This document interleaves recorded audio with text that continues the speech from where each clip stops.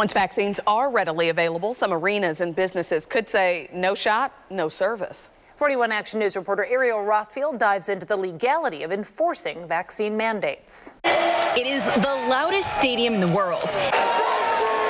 And with vaccine rollouts right around the corner, there's a possibility it could get even louder. Before the Chiefs potentially welcome back all of their fans, we wanted to know if venues and private businesses could require you to first be vaccinated for COVID-19. The Constitution generally limits what government can do.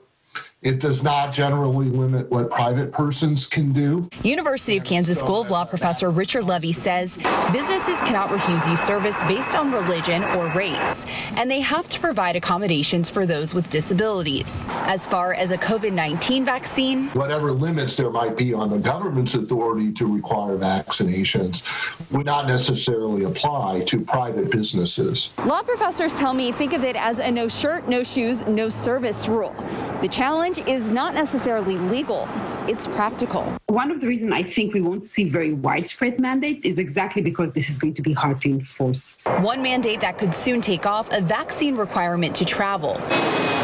No shot, no service. Australian airline Qantas is the first to announce it will require passengers traveling internationally to prove they've been vaccinated for COVID-19. But certainly for international visitors coming out and people leaving the country, we think that's a necessity. The airline isn't flying solo.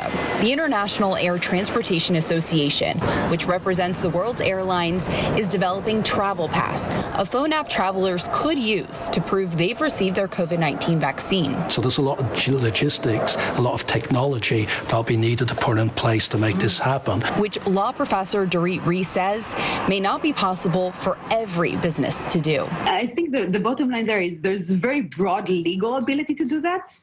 The issue is going to be practical and maybe a little ethical. Just because you can doesn't necessarily mean you should.